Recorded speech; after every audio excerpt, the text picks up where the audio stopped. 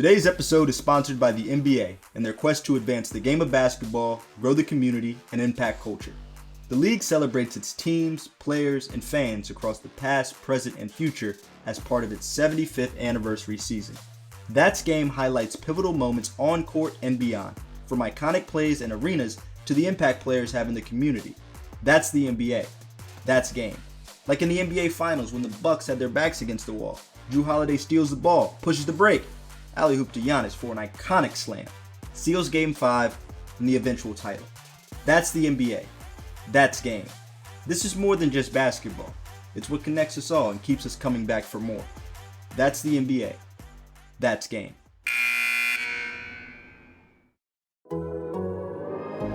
The Athletic.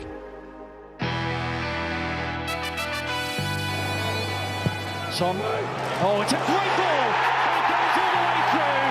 And Edmondson, for the second home game running in the Premier League, has scored. And then number 7 is congratulated by his teammates. Hello everybody, I'm Danny Kelly and I'm your host for The View from the Lane, the Athletics Tottenham Hotspur podcast. It's all Spurs, all killer and no filler. I'm joined on the podcast today by the Athletics' Jack Pitt-Brooke to reflect on Spurs' third straight win to start the Premier League season with a bang. We'll get into that game shortly, but first, Jack, we need to discuss one of the more important issues of the weekend. Last week on the podcast, we had a lot of discussion about Gareth Bale and his revolutionary rowing machine, the robot. And I've only just worked out that it's a pun, robot. And Jack, with your unerring diligence to duty, I understand you have now tried, tested and triumphed over the robot. Yeah, so I went to one of the robots gyms it's the one in Shoreditch to do their kind of Saturday morning rowing class. On Saturday. And when you do it, that Gareth Bale interview in The Guardian that we were talking about the other week, it all makes sense because, you know, Gareth Bale's famous slogan, "It's time to hashtag switch on," is literally written on all the walls of the gym. And the instructor wore a vest saying, "It's time to hashtag switch on." And he was repeatedly telling me to switch on as I tried, with some difficulty to complete the rowing exercises. I have no insider knowledge of the world of football. I've made strenuous efforts while making my living out of talking about it, not to become a football insider. And I had lots of rows on Twitter after that piece with Gareth came out. People saying, I was saying the rowing machine thing is so ridiculous. People were saying, what are you saying? He might genuinely like rowing. And eventually you have to say, sigh. He's got a rowing machine company, the slogan for which is hashtag switch on. He's never seen this Q&A. It's his PR. And it was actually a deadening experience because people, bless them, they want to argue with you, but they come armed with only their fists. You need facts as well. How did you get on with the rowing machine, would you say? It was hard work. It was really hard work. And it was done in a kind of... The session was set up almost as if it were in a nightclub, so in a very dark room with very loud music, and as in a nightclub, everyone was sweaty and tired, but which kind of added to the physical challenge of the experience. But we kind of got through it in the end. Okay, so it was a dark, sweaty nightclub. Any sign of Michael Gove? No. Okay. No sign of Michael Gove. One there for the politics fans among you. He's a QPR fan, isn't he? I wouldn't know. I wouldn't know what politicians and their ever-shifting football allegiances. I try to keep out of that as well. Well done for having in all seriousness, Jack, did you do that just to see what the fuss was about? No, so my personal trainer took me and the other members of my fitness group there as a sort of as a fun day out, and it was fun. I did very much enjoy it, but I also felt like I got a window into sort of Gareth Bale's rowing empire. Right, people, Spurs fans, and why else would you be anything else joining us on this podcast? We'll be saying get on with it because, of course, we must allow ourselves a small moment of triumphant crowing here. And I'm not one for saying, it's only 3 games and all the rest of it, because life is so full of kicks in the pants. Why wouldn't you celebrate every small triumph? So yes, Spurs are top of the league after 3 games, and The manager has made the best start of any Spurs manager since Arthur Rowe, who took over the team in 1948, got them promoted in 1950 and won the title in England in 1951. Though they've still got some way to go to equal the double-winning team, who I think won 10 or 11 on the spin at the start of the season, a record matched by Manchester City a couple of years ago. It's wonderful. They're top of the table. I don't get past halfway down the table now, so I have no idea where the other North London team is, none at all. But Jack, I think it's right, having celebrated it and hooted, I think we have to ask ourselves the question, are they actually playing that well? What does the evidence of our own eyes tell us? You were at the game. Yeah, I was at the game. I think they're playing well in some senses. So they're playing well in the sense that they're not conceding goals. They're very, very good at the back. Nuno said after the game that clean sheets were the beginning of everything, which I thought was a good insight into his approach. They're good in terms of, they're very coordinated. When they haven't got the ball, they're pressing. Nuno spoke about that, and you can just tell what they're trying to do. They've got this narrow front three. They've got a very hard-working midfield. Dele and Højbjerg get through a lot of running to press the opposition and make it difficult for them. So they're good at that too. What they're not good at, Danny, is creating chances, really, because they don't. Son's goal was fairly lucky, I think. The keeper should really have kept it out. It was a mess for the goalkeeper, wasn't it? Yeah. After that, I thought they had enough chances to go 2-0 up. They got a bit more dangerous when Lucas Moura came on. He started running at defenders, but they're not really yet at the stage of creating a stream of chances from open play. I totally take what you're saying, but it also happens to be a fact that Beckman made more saves than any goalkeeper has made so far in the Premier League this season. But that to me is a reflection, I'd love to get your view on this, that we've gone into a new place in football, that the absolute supremacy of possession stats means that people don't shoot and put the ball into the area as often as they used to do. People don't buy the famous ticket for the lottery. They're almost afraid to give the ball away by having a go. So you're not going to see teams peppering the opposition, Manchester City accepting again, with shots at goal, are you? I think teams are probably a bit more reluctant to shoot from distance, but equally that's borne out by statistics show that having pot shots in 25 yards, the ball is so unlikely to go in that you're probably better off passing it to someone else who might find another way through. I just think the way that Spurs play, they're not really set up to create chances. They've got a lot of the time in that 4-3-3, Tanganga's the kind of overlap option, and then we've spoken about what a fantastic young defender he is. He's not really very good going forward yet. No. Maybe he will be, but he's not now. Højbjerg keeps on getting into good positions, and again, he's a brilliant defensive midfielder. Lots of running, great engine, but he's not. He's not David Silva. He's not Christian Eriksen, is he? He's not a natural finisher, as the trade. He's not going to play a genius pass that nobody else on the pitch could spot. So I just think they're quite mechanical, Tottenham, at the moment, and they just. My own view is that they need a little bit of something extra, something different in that midfield. This would be mine as well, and no criticism of any of the three individuals involved. A midfield three of Højbjerg, Dele Alli and Oliver Skipp. It's too much the same. It's all one flavour, isn't it? And we'll see if they can do something about that. Of course, this was never meant to be the case, and we'll get on to the continuing mystery of Tanguy and Ndombele, because he was supposed to be that X factor, and it just hasn't worked as yet. You mentioned the goal. It was perhaps one of the softer goals that Son Heung-min will get in his career. His 200th Premier League game for Spurs, they paid, 20-odd million for him, perhaps a little more. I can't imagine there have been many better bargains in the Premier League history. He is a fantastic bloke, a fantastic player, and if I'm being honest, I was slightly surprised to see him signing his new contract quite so easily.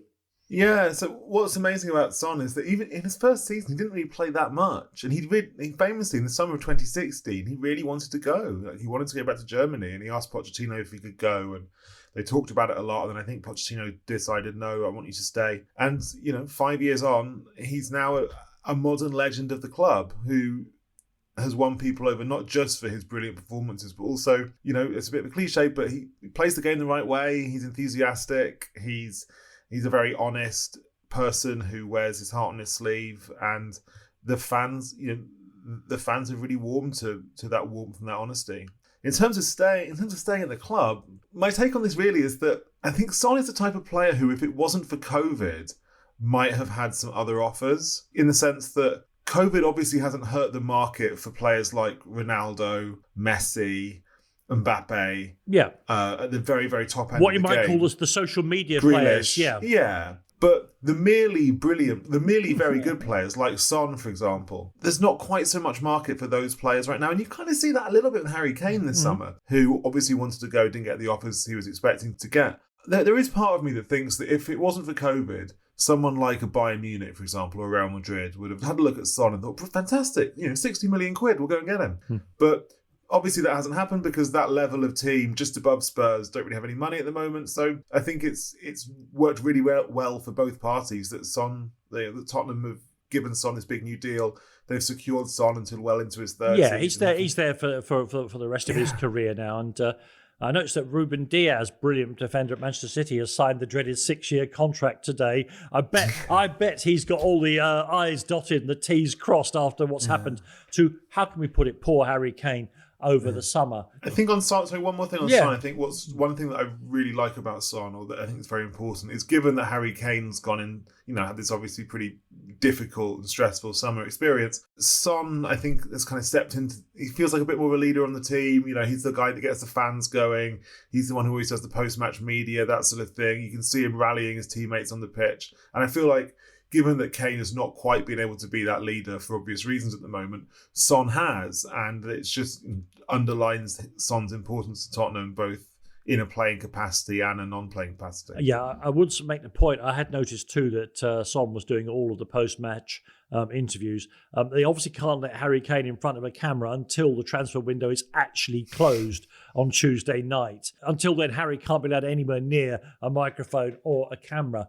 A worrying, maybe not worrying, I don't know the details. You're probably more in on this than me. Last night after the game, Christian Romero, second highest transfer fee ever for a Spurs player, hasn't started a Premier League game yet, photographed on what looked a very luxuriously appointed private jet, and with his teammate Giovanni Lo Celso and two of Aston Villa's, Buendia and Martinez, two of their Argentinian players, ignoring the Premier League edict and the club edict about not going to South America for the World Cup qualifiers, waving goodbye with a cheery shake of the hand. And I've worked out, unless I've got this wrong, if they play in the 3 World Cup qualifiers, of course they're squeezing an extra one in because they didn't do the qualifiers during the made-up South American Championship of the summer, these boys will come back and miss 4 Tottenham games, unless they've done some deal with the club, the government, or their own FA. Yeah, it's a mess. I think they're assuming that Lo Celso and Romero go to all 3 breaks. I don't think they're going to play that much for Tottenham between now and December, because it's not like having 10 days out of the team being banned where you could train, for example. They're going to be 10 days in a Heathrow Ibis, unable to do the training work required because it's a government mandated quarantine program for people coming back from red list countries. So, and look, there's some speculation that they might only play the first 2 games, the Brazil game, then come back. Mm-hmm. Obviously, I don't know that. I can't confirm that at this point. And even if they did that, it would still be hugely disruptive to their season, and it is going to damage their availability for Tottenham in a big way. Yeah, and I mean, other clubs no doubt will have, presumably all the Argentine players in the Premier League got together and said, this is what we're going to do. I can't imagine these 4 have just decided over one of those strange cups with the silver straw that they drink. Is it mate? It's called. Yeah, so I think it was initially Emi Martinez and Buendia who first went public about this. I mean, to be honest, obviously it's a complete mess and it's incredibly disruptive for Tottenham and a huge pain in the arse for Nuno. I do have a lot of sympathy with Lo Celso and Romero, and I know that Tottenham pay their wages and Tottenham pay them very well for what they do. That goes without saying. But particularly in that part of the world, like playing for your country, if you're Argentina, is so important. And on top of that, this is probably going to be Messi's last World Cup. A 39-year-old Lionel Messi might go to USA 2026, but this is going to be Messi's last World Cup as an established top player. The Argentina team have just won Messi his first Copa America, which was a huge achievement after I think Messi had lost 3 or 4 Copa finals with Argentina. And I just think that helping Messi get to the Qatar World Cup next year is hugely important. It's and I'm sure if you're Lo Celso and Romero, you think getting Messi to Qatar is more important, frankly, than even these Tottenham games in the next few months. And I know that kind of sucks for Tottenham because they pay these guys and much more than the AFA do. But I think that's just kind of the reality of the situation. It's it's difficult for any player to say no to their country. And I'm sure we'll see similar versions of this story with other players who play for different countries in Latin America. But I think just the specifics of Argentina and a 34-year-old Lionel Messi, and the fact that Argentina started pretty badly. They've won 3 and drawn 3 so far, which means that they're kind of miles behind Brazil. And, if they have a few more bad results, then they could be at risk of not going. And for Argentina, if Argentina don't qualify for Qatar, it is a tragedy for football. And I think that Romero and Lo Celso feel a strong sense of responsibility, not just to Argentinian football, but to football everywhere, that Messi has to be at the World Cup. So I do sympathise with them on that. I'm sure that's a view owned by PSG and therefore Lionel Messi's new Qatari owners. And if there was any danger of Argentina not qualifying for the World Cup, I suspect, just as moving the World Cup was found a way around that, I suspect Lionel Messi, even if Argentina finished bottom of the qualifying group, I guarantee you they would take part in the World Cup in Qatar, even if they have to extend the number of teams who are allowed into it, Jack. We'll see what the club has to say about this, because they may have done some deal. But as you rightly say, there are 3 of these international breaks between now and Christmas, which means that Christian Romero may not start his Spurs career at all. How lucky are we then that Sanchez and Dyer, so derided at the end of last season, are now apparently world beaters? I'm glad to see them. I think there's decent footballers inside both those lads. They've just gone completely off the boil in the last 8 or 9 months. I remember when Mourinho used to say that the Spurs couldn't keep clean sheets because of what he called the individual characteristics of their defenders. And it turns out the individual characteristics of Davinson Sanchez, Colombia international, Eric Dyer, England international, are not actually that bad. With my Hackney Marshes coaching qualifications, I'll say this. Unless you are something extraordinary, defending the edge of your own 6-yard box inevitably leads to mistakes, because you must be a nervous wreck. At least they've moved out the penalty area now. Let's have a quick break. When we come back, I'll remind people we're recording this on Monday, sort of midday, and therefore we've got about a day and a half before the transfer window. Let me just check my contract. Yes, I have to say it slams shut. And we'll talk about what Spurs have and haven't done in the transfer window. You're listening to The View from the Lane with me, Danny Kelly, and Jack Pittbrook.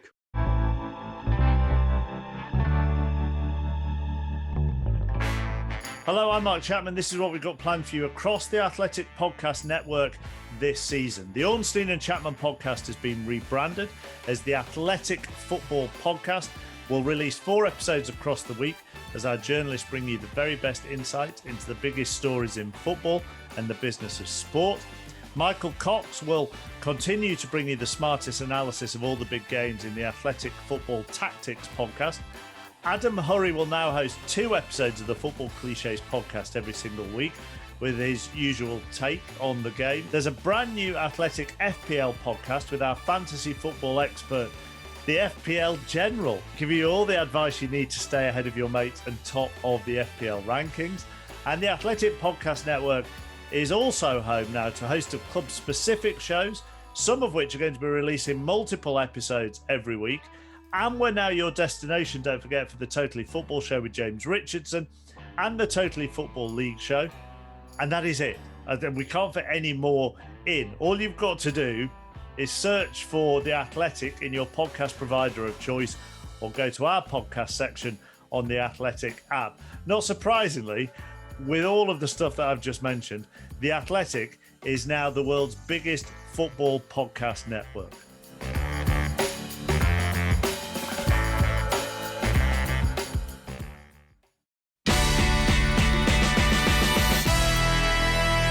Okay, if you open your own window and listen carefully out the window, you'll hear the sound of creaking. That is, of course, the transfer window getting ready to close. Just a day or so to go. Jack, I'm going to ask you a simple question, which is, what more business can Spurs expect to do with your insider knowledge of the world of football via your prestigious employment at The Athletic? But the background to my question is this. If I include people like Troy Parrott, Spurs have let 9 international players go in this transfer window, either back to their own clubs like Gareth Bale, or sold them on or loaned them out. 9. In replacement, they've got a reserve goalkeeper, a kid winger who may or may not make the grade, and a fully fledged Argentinian international who's going to spend until between now and Christmas, as we discussed, on aeroplanes back and forth to Buenos Aires. My question about what more business they can expect to do is because secretly, I don't think Spurs have done enough. Well, I don't know. I think they might have. I think they're getting close to having done enough. Just because I think the issues with the Spurs squad isn't as bad as it's looked for the last year or two. That's always been my view. It's also a squad which has real quality, certainly up front, and some pretty good, some very good midfielders who've not really shown enough for Spurs. Lo Celso and Ndombele. Dele's basically not really done anything for the last 2 or 3 years. So there's a lot of talent there. And I think it just needed it needed a thinning out, which it's got. It needed a bit of extra depth and a bit of extra youth, which it's got, in Galini and Gil. And it needed extra quality in defence, which it's got in Romero. I think the one other thing it needed was a top-class right-back, and that, I think, is still the outstanding issue. And, of course, if Romero isn't available for the next few months, then that signing isn't looking quite as smart. But I don't think there are a million. I know there's frustration from fans who want another 2 or 3 players in, and of course it would be better if they could get another 2 in. Maybe they will do. But I don't think it's quite as. I'm not quite as down on the transfer business as some people. No, I wouldn't say I was down there, but I'm slightly. I have one raised eyebrow.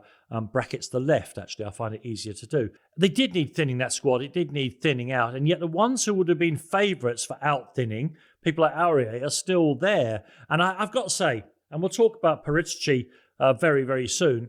The cheek of him offering Barcelona Serge Aurier when they're after Emerson Royal, incidentally, my favourite name for a footballer currently in employment, so I would like him to come to Spurs just because he's called Emerson Royal. Perisic obviously understands that football is chaos, and you might just offer Barcelona Serge Aurier and just go, oh yeah, fantastic, thank you. In this case, they have not fallen for his trick, which leaves, I think, one of the ones that was obviously going to be a real problem to get off the books was Tanguy Ndombele. I'm not even sure I want him to go because it's clear, 1 game in 5, that there is a very, very interesting firework line breaker of a footballer in there. But of course, the Premier League demands so much more of you, and it's that Tanguy can't seem to get going. But if he stays, now the fact that he hasn't played a minute of pre-season and not been allowed on the pitch for any of these games, including European games, Nuno's going to have to change his tune and at least try and get something out of him, isn't he? Because you can't have a 200 grand a week person just sitting around the club sulking. I think there is going to be. I'm sure we will see an Ndombele reintegration in the next few weeks. Clearly, Tottenham have been trying to find a new club for him over the course of the summer, as they have with Aurier and Sissoko.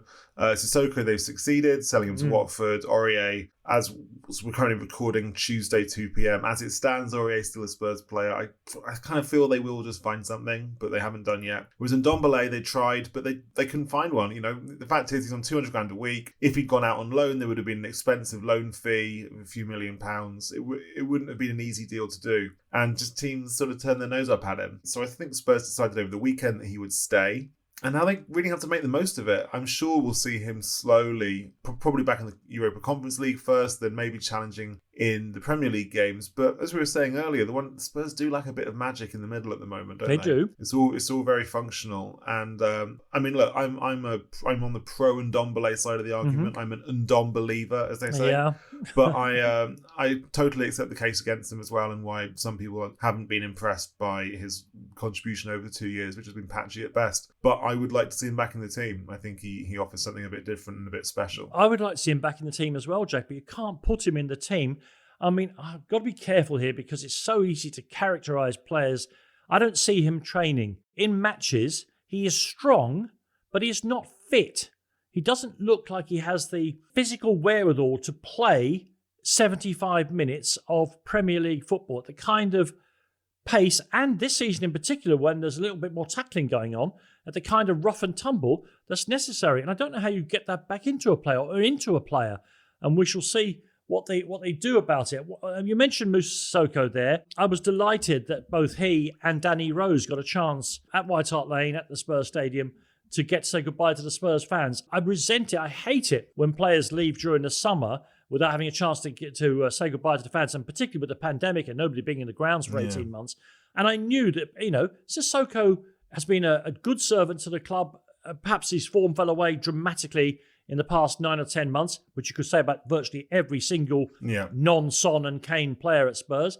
And Danny Rose, for all that he's got into a PR tug of war with Daniel Levy and all the rest of it, and with Mourinho, he has been fantastic over a decade at Spurs. And there were times during that when he was clearly the best left back in the league.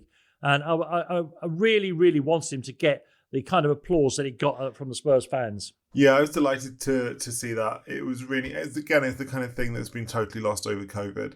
And it's fortunate really that this fixture occurred when it did, and that both Rose and Sissoko were in the Watford squad. Like, Sissoko got a huge, he got a lot of applause during the course of the game. There was one moment where he in classic Sissoko fashion, he sort of leant back and hit a shot that almost cleared the stadium and ended up at Bruce Grove Station. And he was warmly applauded. And then at the end, he did a bit of a walk. When the Spurs players were walking around the pitch, Sissoko came back out, as did Danny Rose, who was an unused substitute for the game. Yeah. And that was great because, as you say, they're both, they both contribute an awful lot to Tottenham over a long period of time. I think Rose is probably slightly more fondly remembered, but just because he was there for longer. He was there as a boy. He was probably a more talented player, if we're honest. But Sissoko, his debut against Arsenal. Yeah, and also Rose was an integral part of the brilliant Pochettino team in their peak years. Whereas Sissoko, not the most gifted player that you'll ever see at Tottenham, but gave absolutely everything that he could to the team. And was very important in that run to the 2019 Champions League final, having to do all the midfield work single-handedly, basically, and just putting in the hard work and keeping the show on the road. So I think Sissoko is, in his own way, an incredibly admirable footballer and also a very honest and popular guy, as is Danny Rose in a slightly different way. Sure, and as I say, clubs. Let these fellas move on without any regards to the relationship they've had with the fans. And it was an unusual situation that just allowed those two to get clapped off the field. Now, we started talking on this podcast about the robot, but I know that was only one of two fantastic things that caught your eye over the past few days. We talked about Fabio Paratici and whether or not he's had a good, bad or indifferent first transfer window. And of course, so much changes in the last day. We'll see about that. But I sometimes forget, Jack, of course, that you're a generation, probably 2 generations younger than me, and to your observant eye, other things gleam and glint. And you noticed he was wearing a fantastic scarf at White Hart Lane. Yeah, so not many scarves being worn at Tottenham yesterday. It was still August bank holiday weekend. But Paratici was wearing this huge kind of light brown, I think it would have been woolen, scarf. It's the kind of thing that, a proper football man probably wouldn't have worn. I wouldn't have expected to see Harry Redknapp or Tim Sherwood wearing a scarf like that. Oh, well, Sherwood has got that gilet, to be fair. He has got that gilet. I mean, look, what the fuck do I know about fashion? Nothing. I'm a football journalist. What's your suspicion, Jack, that it cost £300 in Burlington Arcade? I think add another 0 to that. I don't know. What do I know? I'm wearing a Dulwich Hamlet t-shirt. Yeah. But I would it struck me as quite a distinctive item.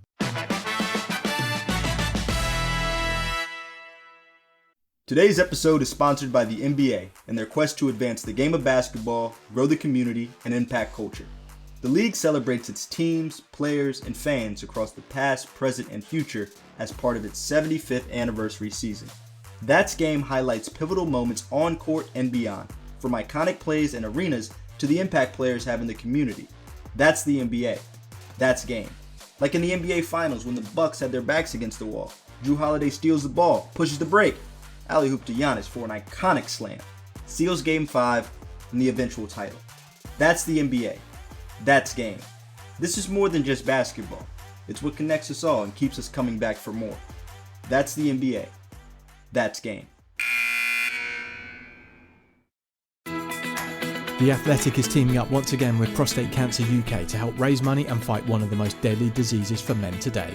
And this time, we're not just talking the talk, we're walking the walk, with 4 athletic writers putting on their hiking boots and joining Soccer Saturday legend Jeff Stelling on his March for Men this summer. Jeff's marching to save men's lives and completing 4 marathons in 4 days.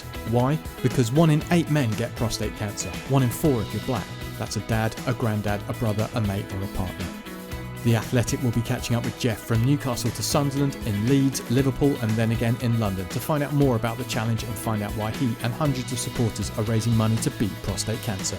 Sponsor Jeff today and help beat prostate cancer by heading to prostatecanceruk.org/Jeff's March. That's prostatecanceruk.org/JEFFSMARCH. Men, we are with you.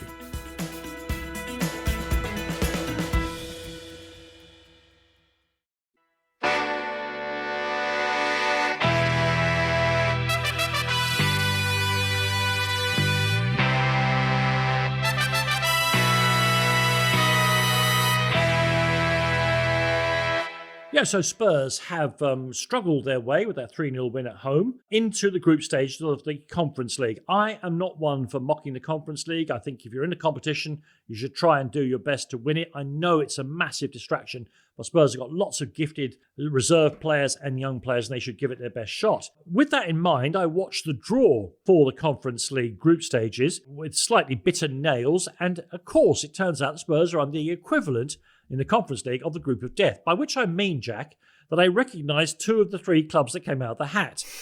For the record, Vitesse Arnhem was one of those, Rennes was another, but the one I didn't recognise, I've got to be honest, and of course I do a European football show, so I should be ashamed of myself, was NS Mura of Slovenia.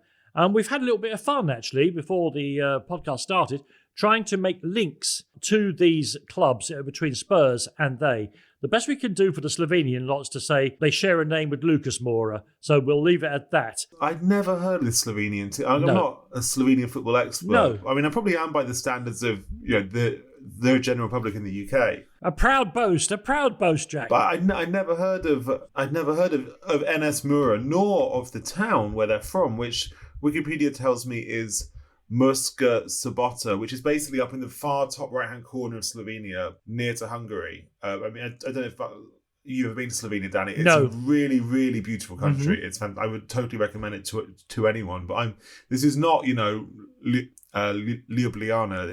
It's a long way on the other side. I presume it's in some sort of disputed territory because post the breakup of Yugoslavia and before that the Habsburg Empire, all these towns, cities, rivers and valleys are all disputed. Yeah, so Wikipedia says it was in the Kingdom of Hungary until 1918. Yeah.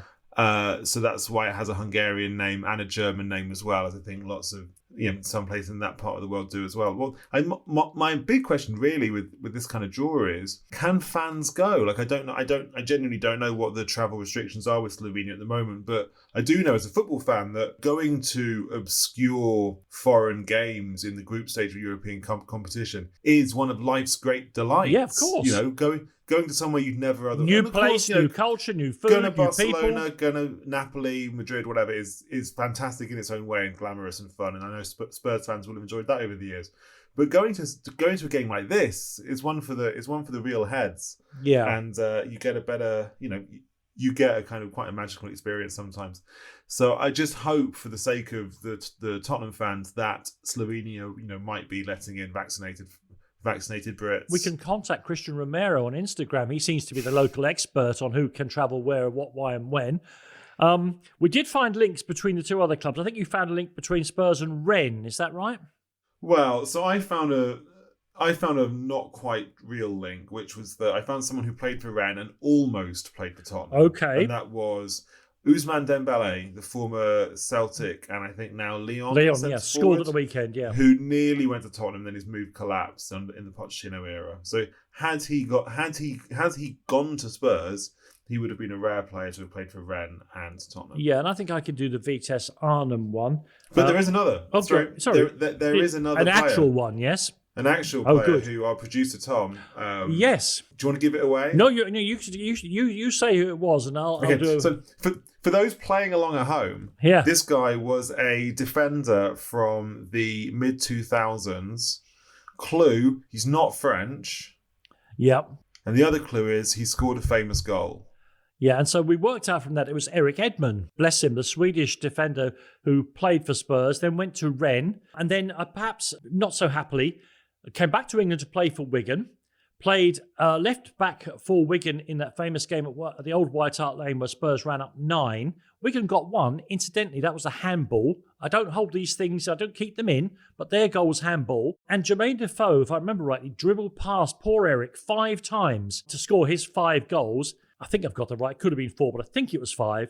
And Eric, his contract was torn up by Wigan. I don't think he played for them ever again. Oh, wow. So Eric Edman is another link between Spurs and Rennes. And the link between Spurs and Vitesse Arnhem, brace yourselves, Spurs fans of a certain vintage, around the turn of the century, around Glenn Hoddle's time as manager, when Spurs didn't have the proverbial pot into which to micturate, they had a player called Willem Korsten.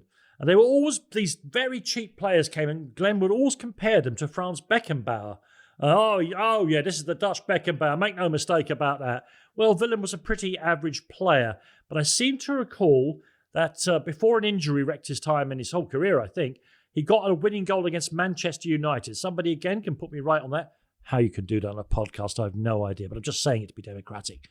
Willem Korsten got 1 famous winning goal against Manchester United for Spurs, and then he got a terrible injury. And I remember for 2 years after that, he was always on the verge of, getting back in with the out of the training group and into the playing group, but he never seemed to quite make it. So Rennes, Vitesse Arnhem, and NS Mura, the latter being the most interesting venue, all lined up to play Spurs in this conference. The other thing that Spurs fans might notice is that Vitesse Arnhem, of course, are closely associated with Chelsea. Over the years, lots of Chelsea players have gone out to Vitesse Arnhem on loan, including Mason Mount, probably most successfully. So Spurs fans, sometimes I think these Europa Conference League games can get a bit over-friendly, but if Spurs fans are looking for a bit of extra spice, then they can use the fact that Vitesse Arnhem are the kind of Dutch partner club of Chelsea. Yeah, Chelsea will probably loan them about 16 brilliant players just prior to the first of the games. We shall see. Jack, listen, I think we've managed to get through in pretty short order most of the issues from the weekend and with the closing of the transfer window, plus rowing machines, plus fashionable scarves. It only leaves me to ask you, really, what have you got in the Athletic currently and what are you working on that we could read in the next few days? So I'm mainly working on trying to stay on top of what's happened in the last 2 days of the window. It's currently Monday afternoon. In terms of what happens next, well, like I said, it depends on Serge Aurier, really. If Aurier goes, I think they will get it right back. If Aurier doesn't go, then I think that might be it. Maybe I think they would like an attacking player as well, although they have so far not been able to get in another attacking player. So that's it really, focusing on the transfer window, and then I'll be off after that doing some covering some of the England games during the Are you travelling, Jack, or are you going to do it from home? I'm travelling to Warsaw but not Budapest. Okay, thank you. Listen, as always, thank you very much indeed, and thank you for doing it in Dulwich Hamlet t-shirt. Is it always Dulwich Hamlet, or do you change to other lower league teams, or are you a Hamlet fan? I have other t-shirts. I don't just have one t-shirt. No. I get that. But when it comes to non-league loyalties, yeah, Dulwich. So I only live not that far away. So since I've been living in South London, I've been going quite a lot, and I do really enjoy it. It's nice. Brilliant to watch club. football. No, it's a brilliant club. Real football. I know. Not that Tottenham isn't real football. No. But you know what I mean. And at some stage when we finally get together and have a pint, I'll tell you about somebody I know is a legend over there at the club and has helped to run it for many, many years, and we're great friends. Thank you very much indeed, Jack. Thank all of you for listening. Don't forget, of course, new listeners and those of you who are regulars on the award-winning View from the Lane podcast. That it's out twice a week now, so there's this one, myself and Jack.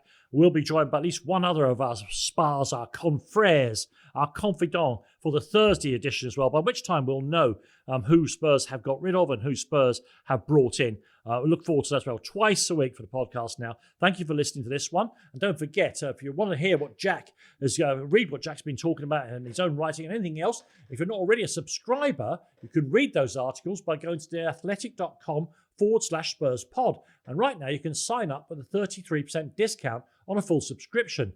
As I say, we'll be back on Thursday. Thanks such a lot for listening.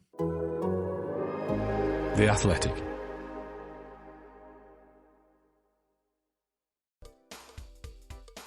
Does this sound familiar? You've got one device that lets you catch the game live, another that lets you stream your favorite shows, you're watching sports highlights on your phone, and you've got your neighbor's best friend's login for the good stuff. Well, I want to tell you about a simple way to get all that entertainment you love without the hassle, and a great way to finally get your TV together. It's called DirecTV Stream, and it brings your live TV and on-demand favorites together like never before, so you can watch your favorite sports, movies, and shows all in one place. That means no more juggling remotes and no need to buy another device ever again. And the best part? There's no annual contract. Yes, no annual contract. So get rid of the clutter and the confusion and get your TV together with DirecTV Stream. You can learn more at directtv.com.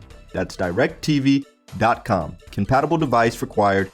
Content varies by package.